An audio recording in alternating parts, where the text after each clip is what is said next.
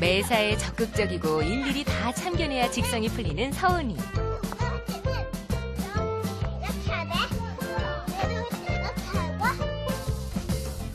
동생과 신나게 놀아주는 언니 서은이.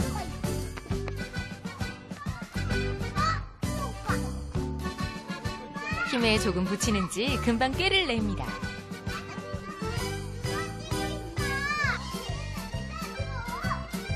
온 동네가 알아주는 넉살 좋은 서은이. 결국 오빠가 못 이기는 척 져주네요. 오빠가 애기 밀어준다 그랬잖아, 빈탁을. 내가 매일매일 이런 거 하진 않았잖아. 아니, 성격이 저게 너무 좋으니까 저게 문제라는 거예요. 너무 오지랖이 넓잖아요. 여기저기 낄 때 안 낄 때 다 참견하고 얘기하고. 그리고 지 동생도 지금 4살이면 애기가 아닌데도 막 지가 다 안고 다니고 자기한테 엄마처럼 막 챙기니까. 그래고 저렇게 또 다치면 저한테 혼나고. 신나게 놀았으니 이제 공부도 해야겠죠? 싫으네. 해요. 하지만 영 하기 싫은지 책상 앞에 겨우 붙어 앉아 손가락만 꼼지락 꼼지락. 얼굴에는 잔뜩 지루함이 묻어나 있습니다. 공부도 놀이처럼 재밌다면 얼마나 좋을까요? 예전에는 잘했거든요. 뭐 2살 때, 3살 때 양발 신으면 한 시간? 그렇게 자꾸 앉아서 신었어요, 자기 혼자. 근데 지금은 공부를 하라 그랬더니 한 3장 쓰더니 엄마 나 힘들어서 못하겠어. 그래서 뛰어놀더라고요. 세상에 저렇게 반전 매력이 있을 수가 있나요? 아니 외모로 보기에는 완전히 무슨 공주 스타일인데 갑자기 뛰어내리고 막 이러니까 아니 근데 딱 보면 어머니도 보통은 아니셨을 것 같은 느낌이 들거든요. 저도 성격이 좀 네. 있긴 있는데 저희 엄마가 그러더라고. 너랑 똑같이 생겼다고. 아하, 그렇죠. 어머님도 역시. 사실은 이렇게 뭐 얌전하고 이런 쪽보다는 좀 이렇게 네, 좀 활발하죠. 활발하신 네. 그런 축에 드실 것 같아요. 제가 보기에도 왠지 그렇다는 느낌이 들었는데. 선생님, 네. 근데 시도둑질을 못한다는 말도 있잖아요, 사실. 네. 이런 소심함과 이렇게 설침이 어쩌면 엄마 아빠를 또 닮아서 그런 게 아닐까라는 생각이 들거든요. 네, 이제 이게 선천적이냐 아니면 후천적으로 엄마 양육 태도 때문에 이런 일이 생겼느냐 이런 거는 닭이 먼저냐 달걀이 먼저냐 하는 네. 논쟁하고 아마 비슷할 거예요. 네. 근데 이제 아무래도 그 아이 성향이나 이런 거는 엄마 아빠의 영향이 유전적인 영향이고 환경적인 영향이고 이제 뭐 받을 수밖에 없긴 하는데요. 아이들이 이제 성격을 형성한다 할 때는 몇 가지 요인을 좀 보죠. 그래서 첫 번째 요인으로 우리가 이제 기질을 좀 봅니다. 근데 기질이라고 하는 것은 이제 생물학적인 요인이에요. 그래서 대부분 이제 기질과 비슷한 아이가 소심하다 그러면은 한번 상담할 때도 물어보면 제가 어렸을 때 좀 비슷했어요. 네. 아빠가 좀 비슷했대요. 이렇게 이야기하시는 경우들이 많아요.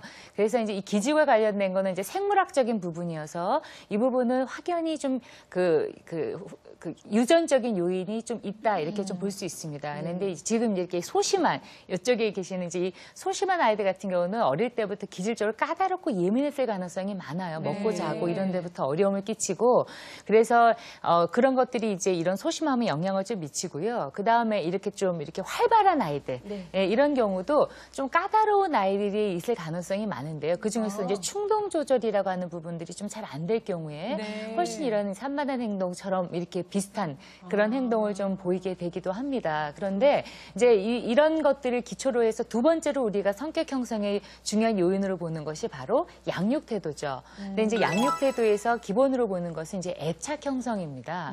그래서 어렸을 때 어떻게 엄마하고 좋은 관계를 맺고 그리고 어떻게 훈육을 해주냐에 따라서 아이가 어떤 기질을 가졌지만 좀 그 기질이 완화되느냐 아니면 좀 더 다른 방향으로 확대되느냐 이렇게 좀 달려 있다 이렇게 좀 볼 수가 있습니다. 그래서 기질도 중요하지만 그거를 잘 이해하고 이렇게 보듬어 안고 이렇게 키우면 소심한 아이들도 나름대로 잘 크고요.